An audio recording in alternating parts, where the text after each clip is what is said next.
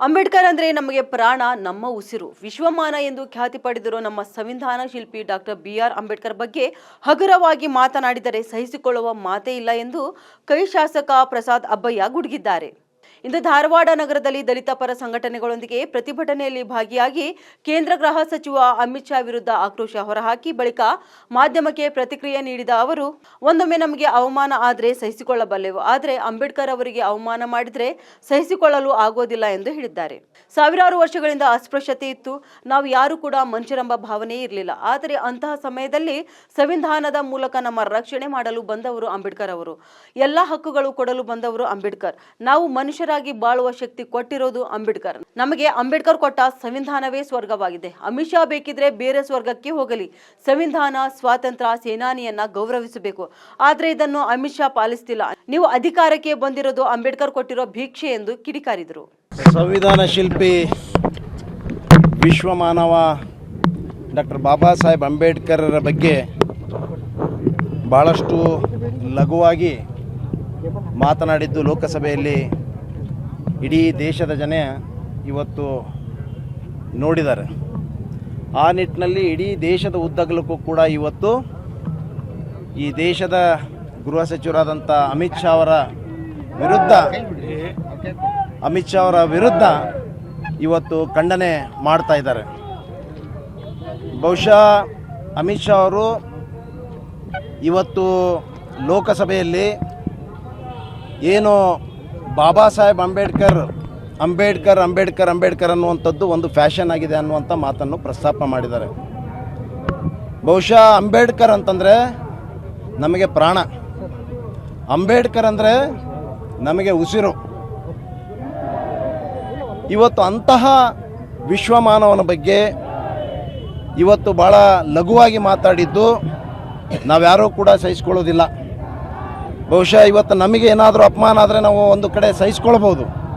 ಯಾವ ಕಾರಣಕ್ಕೂ ಕೂಡ ಡಾಕ್ಟರ್ ಬಾಬಾ ಸಾಹೇಬ್ ಅಂಬೇಡ್ಕರ್ ಅಂತಂದರೆ ನಾವೆಲ್ಲ ಕೂಡ ದೇವರ ರೂಪದಲ್ಲಿ ಅವ್ರು ನೋಡ್ತೀವಿ.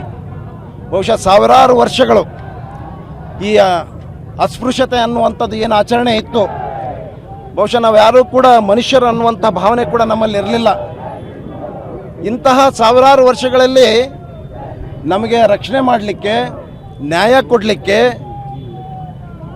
ನಮಗೆ ಎಲ್ಲ ರೀತಿಯ ಸಾಮಾಜಿಕ, ಶೈಕ್ಷಣಿಕ, ಆರ್ಥಿಕ, ಔದ್ಯೋಗಿಕ ಎಲ್ಲ ಹಕ್ಕುಗಳನ್ನು ಕೊಡಲಿಕ್ಕೆ ಬಹುಶಃ ಯಾವ ದೇವರು ಬರಲಿಲ್ಲ.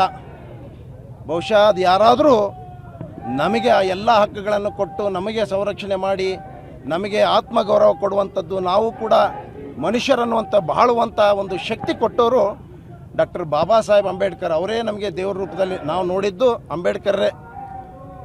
ಅದಕ್ಕೆ ಇವತ್ತು ಇವರೆಲ್ಲ ಹೇಳ್ತಾರೆ, ನೀವು ಅಂಬೇಡ್ಕರ್ ನೆನೆಯೋ ಬದಲು ನೀವೆಲ್ಲ ಕೂಡ ದೇವ್ರು ನೆನೆದಿದ್ರೆ ಸ್ವರ್ಗಕ್ಕೆ ಹೋಗ್ಬೋದು ಅಂತೇಳಿ. ಏನು ಡಾಕ್ಟರ್ ಬಾಬಾ ಸಾಹೇಬ್ ಅಂಬೇಡ್ಕರ್ ಒಂದು ಶ್ರೇಷ್ಠವಾದಂಥ ಸಂವಿಧಾನವನ್ನು ಈ ನೆಲಕ್ಕೆ ಕೊಟ್ಟಿದ್ದಾರೆ, ಈ ಭೂಮಿಗೆ ಕೊಟ್ಟಿದ್ದಾರೆ, ಈ ದೇಶಕ್ಕೆ. ಬಹುಶಃ ನಮ್ಗೆ ಇದೇ ಸ್ವರ್ಗ. ಅಮಿತ್ ಶಾ ಅವರು ಬೇಕಾದರೆ ಅದು ಯಾವ್ದು ಸ್ವರ್ಗ ಐತೆ ಆ ಸ್ವರ್ಗಕ್ಕೆ ಅಮಿತ್ ಶಾ ಅವರು ಹೋಗಲಿ, ಮೋದಿಯವರು ಹೋಗಲಿ. ಬಹುಶಃ ಅದಕ್ಕೆ ಇವತ್ತು ಆರ್ಟಿಕಲ್ 351A ಪ್ರಕಾರ ಪ್ರತಿಯೊಬ್ಬರು ಕೂಡ, ಈ ದೇಶದ ಪ್ರತಿಯೊಬ್ಬ ಪ್ರಜೆಯು ಕೂಡ ಸಂವಿಧಾನವನ್ನು ಗೌರವಿಸಬೇಕು, ಸ್ವಾತಂತ್ರ್ಯ ಸೇನಾನಿಗಳನ್ನು ಗೌರವಿಸಬೇಕು, ಸ್ವಾತಂತ್ರ್ಯೋತ್ಸವದ ಹೋರಾಟದ ಮೂಲ ಆಶಯಗಳನ್ನು ಗೌರವಿಸಬೇಕು. ಬಹುಶಃ ಇವತ್ತು ಅದಕ್ಕೆ ವಿರುದ್ಧವಾಗಿ ನಡ್ಕೊಂಡಿದ್ದಾರೆ. ಯಾವ ಸಂವಿಧಾನದ ಅಡಿಯಲ್ಲಿ ಇವತ್ತು ಆಯ್ಕೆಯಾಗಿದ್ದಾರೋ, ಯಾವ ಸಂವಿಧಾನ ಅಡಿಯಲ್ಲಿ ಇವತ್ತು ಲೋಕಸಭೆ ಸದಸ್ಯರಾಗಿ ಇವತ್ತು ಮಂತ್ರಿಗಳಾಗಿ ಪ್ರಮಾಣ ವಚನ, ಅದೇ ಸಂವಿಧಾನ ಅಡಿಯಲ್ಲಿ ಪ್ರಮಾಣ ವಚನ ಮಾಡಿ ಇವತ್ತು ಏನು ಈ ದೇಶದ ಗೃಹ ಮಂತ್ರಿಯಾಗಿ ಕಾರ್ಯನಿರ್ವಹಿಸ್ತಾ ಇದ್ದಾರೋ, ಬಹುಶಃ ಇದನ್ನು ಇವರು ಅರ್ಥ ಮಾಡ್ಕೊಳ್ಬೇಕು. ಇವತ್ತು ಇದು ಬಾಬಾ ಸಾಹೇಬ್ ಅಂಬೇಡ್ಕರ್ ಕೊಟ್ಟಂಥ ಭಿಕ್ಷೆ. ಆ ನಿಟ್ಟಿನಲ್ಲಿ ಇವತ್ತು ನಾವೆಲ್ಲ ಕೂಡ ಯಾವುದರೂ ಕೂಡ ಸಹಿಸ್ಕೊಳ್ಳೋದಿಲ್ಲ. ಇದು ಭಾಳ ಶಾಂತಿಯುತವಾಗಿ ಈ ಹೋರಾಟ ಆಗಬೇಕನ್ನುವಂಥದ್ದು ಎಲ್ಲ ದಲಿತ ಸಂಘಟನೆಗಳ ಒಂದು ನೇತೃತ್ವದಲ್ಲಿ ಇವತ್ತು ಕರೆ ಮಾಡಿದ್ದಾರೆ. ಅದಕ್ಕೆ ನನ್ನ ಬೆಂಬಲ ವ್ಯಕ್ತಪಡಿಸಿದ್ದೀನಿ. ಖಂಡಿತವಾಗಿ ಕೂಡ ಈಗಾಗಲೇ ರಾಜ್ಯದಲ್ಲಿ ಎಲ್ಲ ಜಿಲ್ಲೆಯಲ್ಲಿಗೂ ಕೂಡ ಈ ರೀತಿ ಬಂದ್ಗಳು ಆಗಿವೆ. ಇನ್ನು ಮುಂದಿನ ದಿನದಲ್ಲಿ ಎಲ್ಲರೂ ಬಹಳ ಎಚ್ಚರಿಕೆಯಿಂದ ನಾಲಿಗೆ ಮೇಲೆ ಇಟ್ಕೊಂಡು ಮಾತಾಡಬೇಕು.